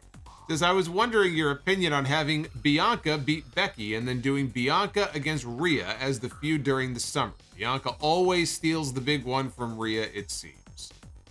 I would love to see it. Those are the two shining stars of the women's division, the future of that division. I said it last year when they both won those titles at WrestleMania. Bianca beat Sasha, and Rhea won the title from Asuka, and it looked like all was right with the women's division at that point as far as who they were going to be focusing on. And then we all saw what happened with Rhea. But I would love to see it. Maybe not immediately coming out of WrestleMania because, you know, Bianca should not be losing whoever she's going to feud with immediately coming out of WrestleMania. But heading into the summer and SummerSlam, yeah, they're going to be in a big stadium in Nashville, big summer show. Money in the Bank, too, going to be a stadium show in the same stadium SummerSlam was in last year. So they got some big stadium shows coming up this summer. I'd love to see them put those two together. Naif Al-Safar dropping a couple of super chats here during the stream. We heard from Naif earlier during the watch along, I believe. So, Naif, I hope you are having a great day or a great morning, right? Morning, I think.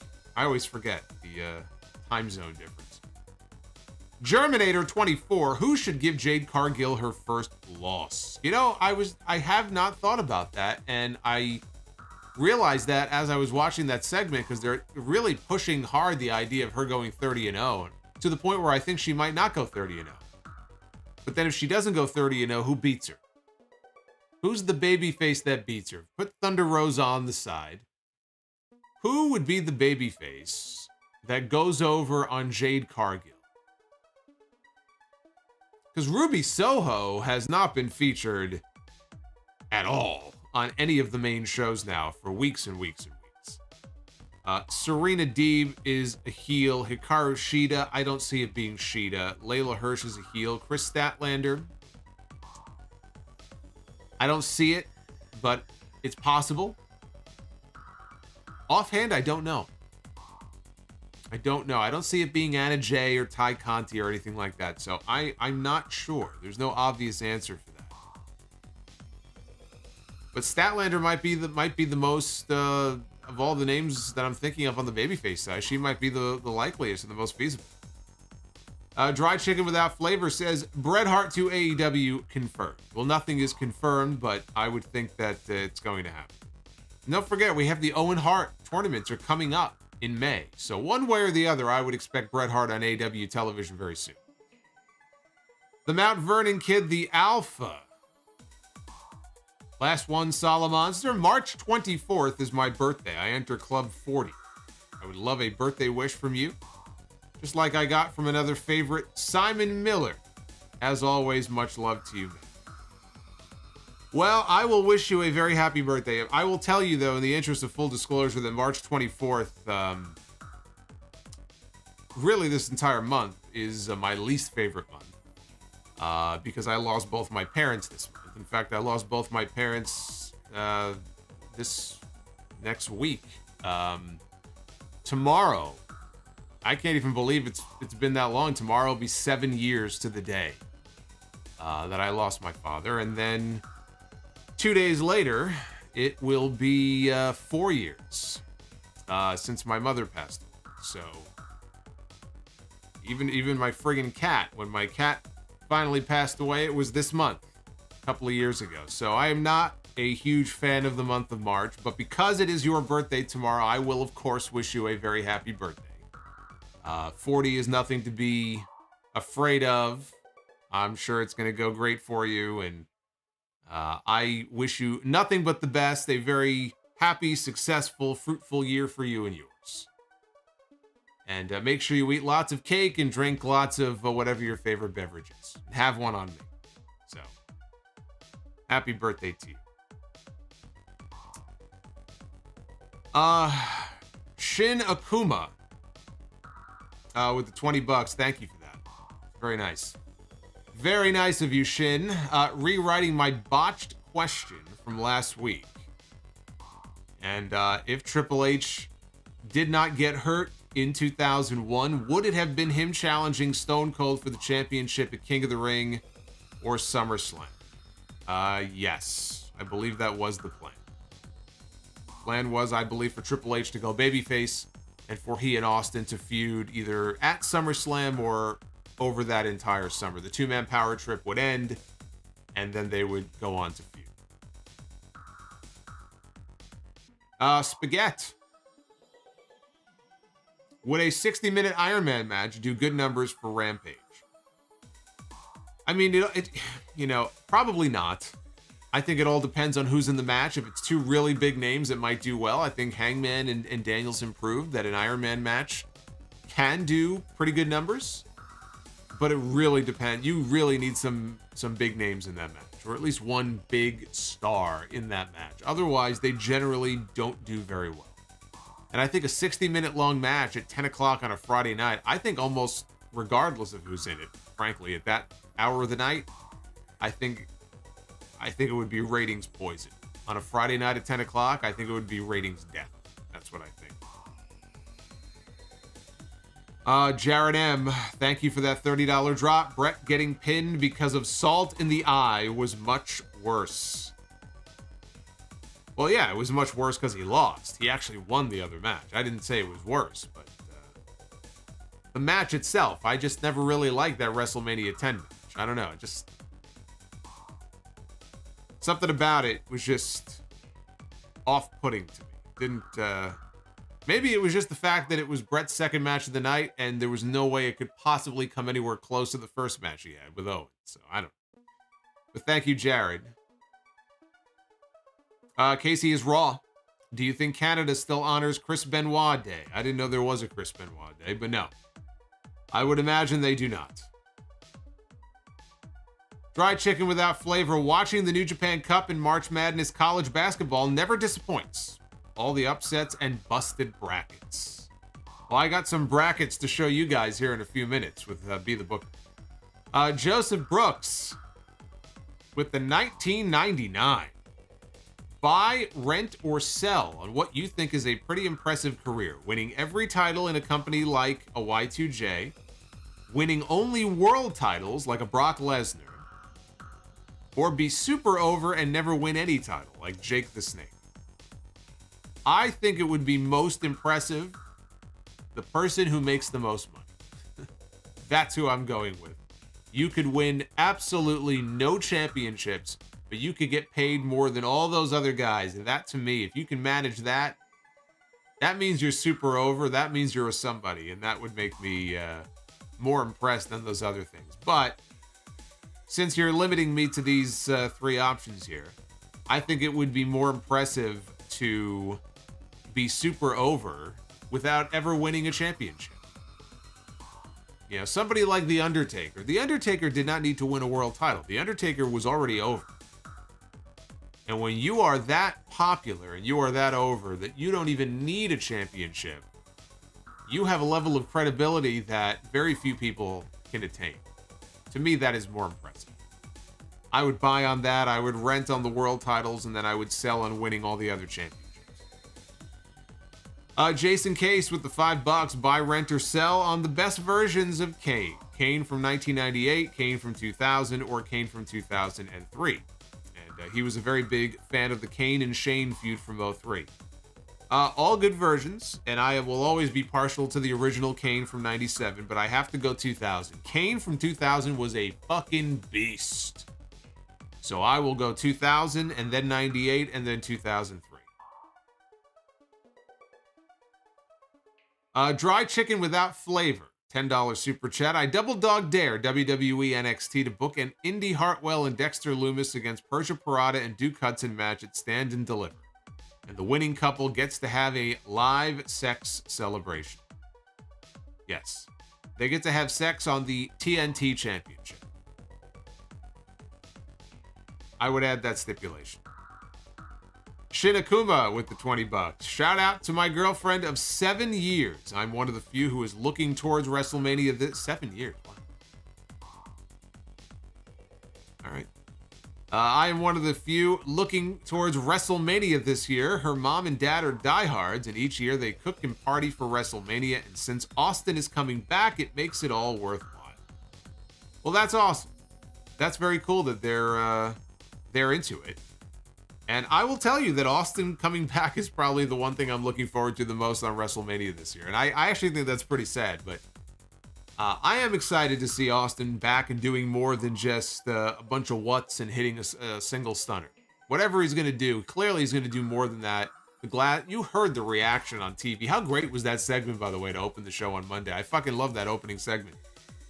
When that music hits in Dallas, that building is going to erupt. And that's going to be one of those moments where I do wish I was there. I will wish that I was in the building when that glass shatters and he comes walking out. But no, that's very cool. That's very cool, Shin. And Hulkling 93. First thing I said was Ty Page, the TNT title. Yeah, she was the first thing I thought of too. Is that poor whoever was the next NXT Women's Champion at that time? That poor person. What must they have thought when those photos came out? Let's see here. Paul Heyman. Wait, so WWE has Cody and AEW has Shane. Who would have thought? It's nice to see Shane doing his thing on Rampage after being sent home by the McMahons. His name is Swerve now. Swerve. Got to get it right. He's not going by Shane anymore. He's now Swerve. Thank you, as always, Paul Heyman, the wise man.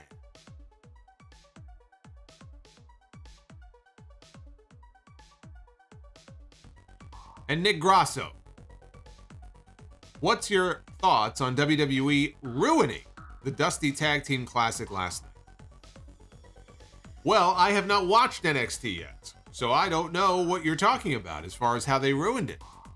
I will probably not watch NXT until tomorrow, probably tomorrow. So I don't know. I know who won, but I don't know how they won. So apparently I now have something to look forward to when I watch this show. And Samoan Fan 101, do you think Brian Cage would be a good fit for Ring of Honor? I think Brian Cage would be a good fit for television wherever he can get it. Because he's clearly not getting it in AEW, even though they rolled over his contract. I don't actually think he would be a good fit for Ring of Honor. I think he would be better off doing something on AEW television. When I think of Ring of Honor, I don't think of Brian Cage. So I don't think that's a move I would make. It would almost feel like Tony Khan is just sort of he bought a company just to give Brian Cage another place other than Dynamite and Rampage to be. What if it came out that Tony Khan bought Ring of Honor just to give Brian Cage something to do? That would be funny. Manny with the $10 Russo on it. Look at baby Russo. Look at him. Look how tiny he is. Randy Orton is point. Look at that. Look how tiny he is. Tiny brain. Manny, what do you think of the criticism of Adam Cole becoming stale? He's obviously still over with the crowd, but do you think he should try something new or add tweaks to his character to keep himself fresh? What tweaks? I mean, what can he do? Is he going to come out dressed up like a Transformer again, like he did at the pay-per-view, or whatever the fuck he was dressed up as? I don't think he's stale. I don't know where this is coming from. I have criticized the constant kickouts in his matches. And I know we see it up and down in wrestling, all over today. But it seems to be especially bad in his matches, even though I like his matches. But I don't look at Adam Cole and feel like he's stale. So I don't know where that's coming from. I disagree. Samoan Fan 101, Charlotte was champion after Paige. LOL. Team PCB. Well, sucks for her, I guess. Poor Charlotte. Yeah, let's all cry for Charlotte. Let's all cry for Charlotte. Charlotte's had a nice run. I don't think she needs anybody crying for her. I think she's had a very nice run for herself.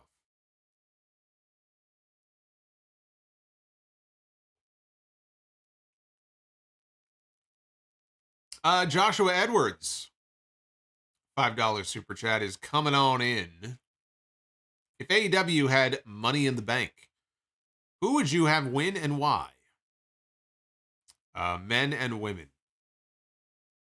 I mean, they basically kind of had their own little version of Money in the Bank. I mean, not exactly, but they had their Face of the Revolution ladder match. I mean, any number of the people that were in that match would be a good fit for Money in the Bank.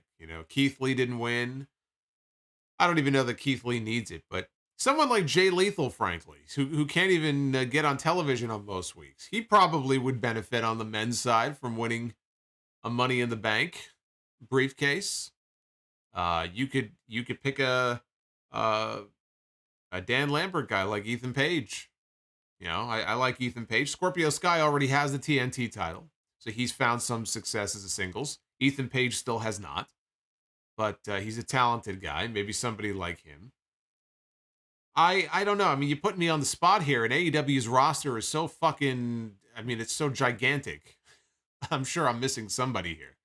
There's so many people that, look, when they showed Lance Archer on the show tonight and they were previewing the match with him and Dustin on Rampage this Friday, I legitimately forgot that Lance Archer even worked for AEW. I said, holy shit, I forgot all about him. People just disappear, you know, and I don't know. I think Jay Lethal is a possibility. I think Ricky Starks would be a good fit for something like that. It probably should go to a heel.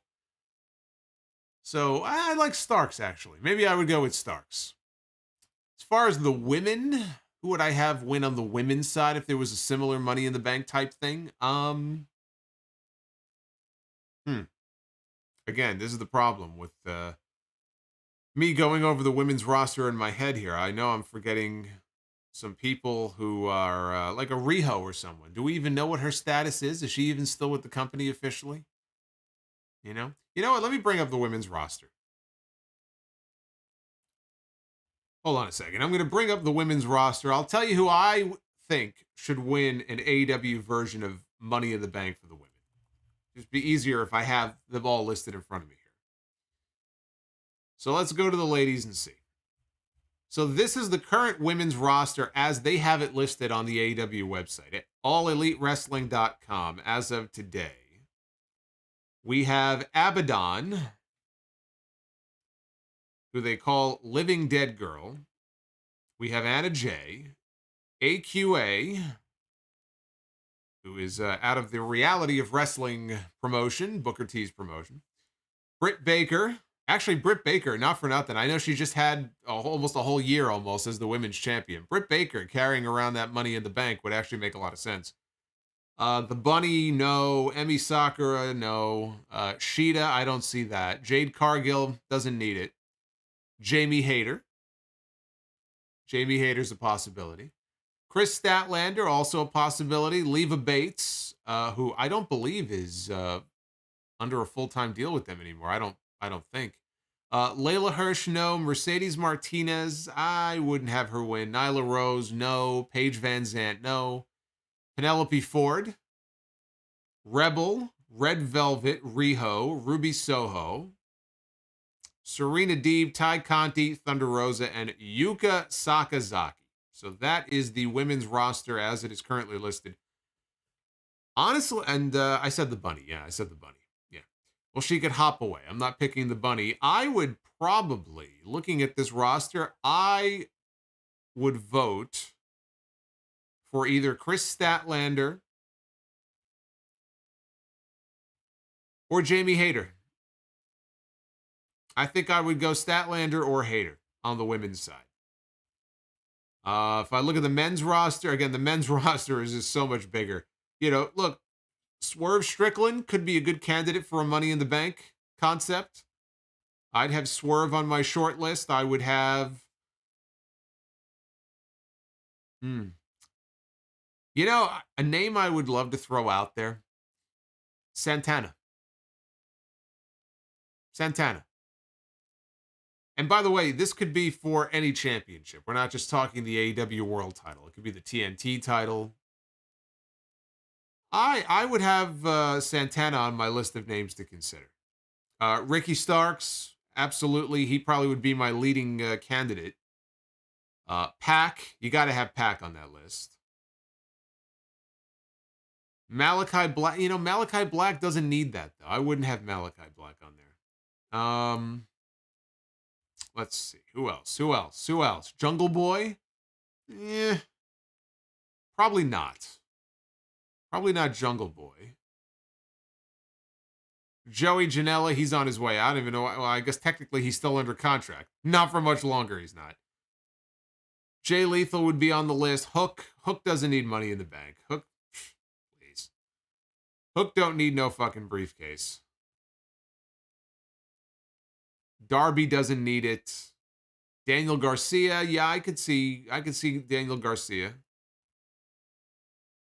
Hey, maybe CM Punk wins the AEW World title and then Colt Cabana wins their version of Money in the Bank. And then he sneaks in and he whacks Punk over the head with the briefcase and pins him and wins the championship. What a fucking terrible idea that would be. Who else we got here? Buddy Matthews. there's a lot of good potential candidates, but I like Ricky Starks as the potential winner there. Yeah, I think I might go with him. So, good question. Good question. Juan Ocampo, are you a better dancer than Charlotte Flair?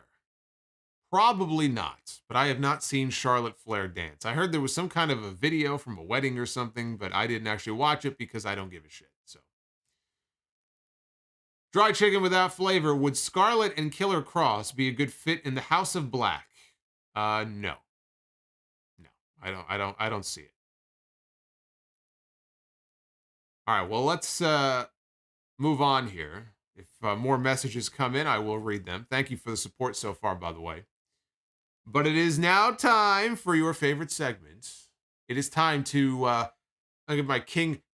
We have Queen Sharmell going into the WWE Hall of Fame this year. So it's only appropriate that we do a King Booker, right? But we do Be the Booker. Ladies and gentlemen, it is now time to Be the Booker.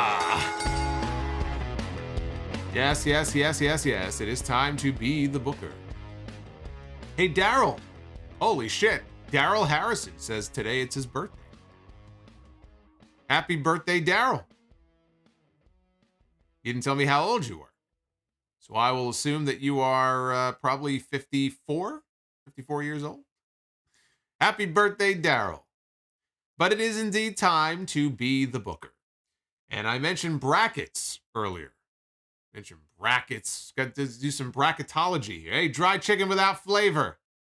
Dropping $5 here during our Be the Booker. It says, I'm coming, Solomonster. I am inevitable. The AEW Women's Tag Team titles. Oh, boy. Boots, $5 super chat. Somewhere there is a diehard AEW Cody Rhodes teen fan who is living through what MJF went through when CM Punk left WWE. That's right. And in 20 years' time, that person will be the heavyweight champion of the world. Yeah, I always said that Izzy the superfan would beat the hell out of Bayley one day. I stand by that. But we do have the brackets are now put together, and I will show you what I am talking about. This is the men's bracket. Now, over the last several weeks, we have been doing these random main events. We're booking these random main events.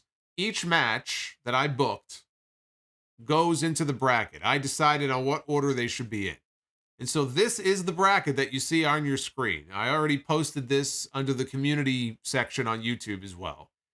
And what I have started doing is I have started putting the polls up.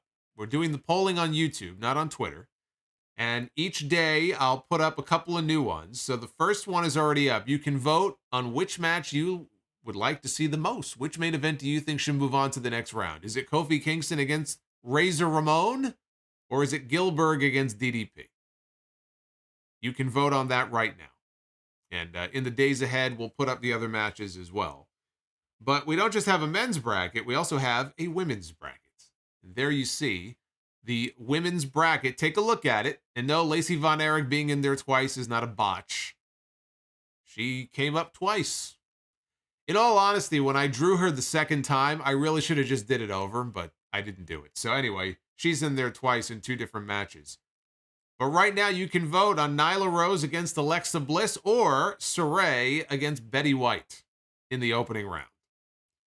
So head on over to the community tab here on the YouTube channel and vote.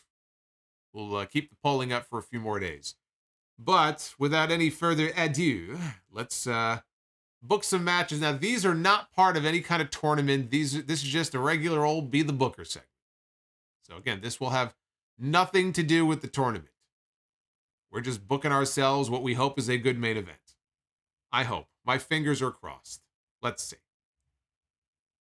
Eric Bischoff. Eric Bischoff against who? Oh, let it be Vince, right? Let it be Vince. Eric Bischoff one-on-one against Maxwell Jacob Friedman.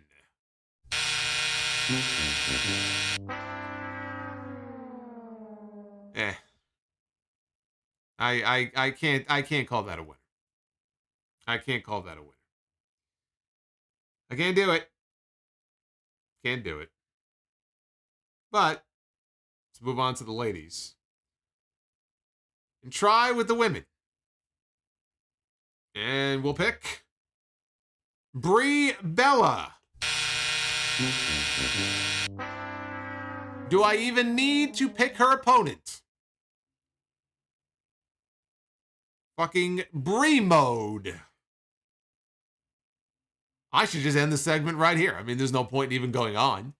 There is no possible opponent that I could land on that would make me do anything but this.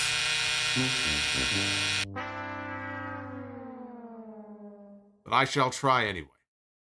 Just for shits and giggles. Let's see who her opponent will be. Brie Bella one-on-one with Laurel Van Ness. That's Chelsea Green's old gimmick from Impact Wrestling. I told you it was going to be a loser no matter what. Unbelievable. And so ends Be the Booker for this week. Brie Bella. Fucking Brie mode. And now all of a sudden I'm having flashbacks all over again, like fucking Nam.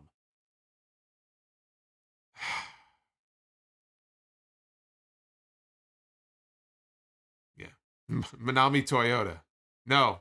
Even if it landed on Manami Toyota, it would have been a buzzer. I feel like I'm cursed picking these matches. Oh, boy. Anyway.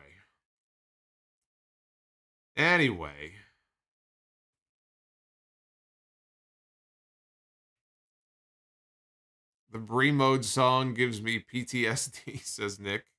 Gives you.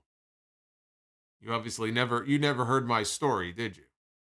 You never heard my MRI story. You need to go find that episode of the podcast and understand why I react that way when I land on her on that segment.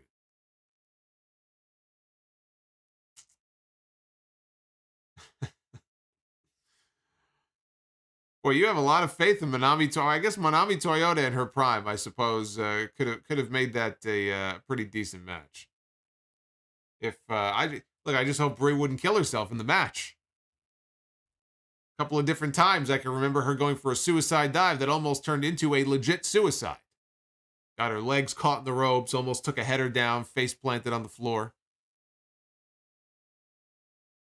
Samoan fan has a super chat coming in. You got Nia Jax 3 times so far. Poor Solomonster. Well, at least I didn't get her tonight, so that's good.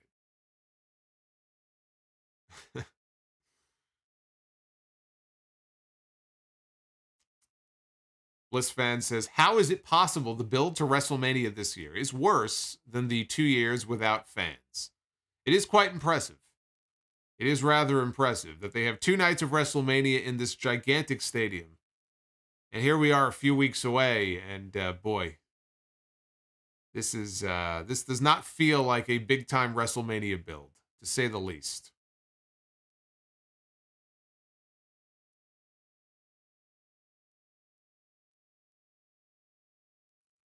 Eric, the nurse did not play Brie mode while I had my MRI. I don't want to repeat the entire story from start to finish, but to kind of sum it up, I went in for an MRI and I was able to have them play music.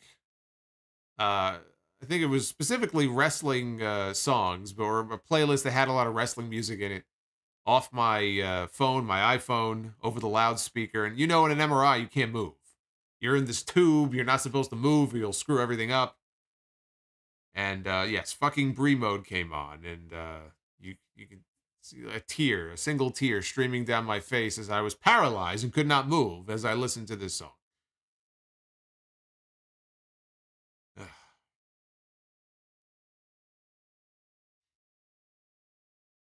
Brie is the Route 66 of pro wrestling. Oh boy. Anyway. Enough of this. Let me once again remind all of you, if you have not already checked it out, get your ass over to Sound Off Gamer First Edition, first gameplay for 2K22 is up on the channel. Over 20 minutes of me being generally terrible. But we'll get better. We'll get better, and soon. Oh, yes. Solomonster will be passing through the Performance Center. And then we will see how well the Solomonster does in the WWE system.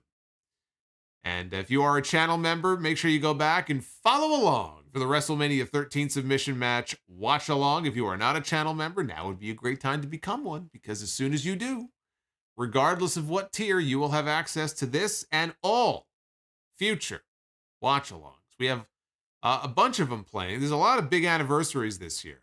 I was mentioning this earlier. A lot of big anniversaries this year. Of course, the Montreal match is coming up in November. 25 years since the Montreal Screwjob. I'm sure we'll probably do a watch along for that. The first ever Hell in a Cell later this year. Shawn Michaels and The Undertaker, the Canadian Stampede 10-man tag coming up in July. And there might be a few even before that. So I'm kind of mapping out what the really big special matches are that I think would make for a good watch along. So they don't necessarily need to be tied in all the time to anniversaries, but there's so many of them this year, it only just made sense. That's why, I thought we would do the submission match earlier today. So I will be back with you live on Friday night for SmackDown and Rampage, and we'll do that after 11 p.m. as we always do. I'll be back with you on Sunday for episode 749. That's pretty close to 750, isn't it? 749 of the podcast coming up on Sunday. And that's all I got. So until then, be well, stay safe. And I will see you guys back here very soon for more live sound off content. Thank you for all the super chats, and thank you for your support. And hit that like button on your way out. Peace.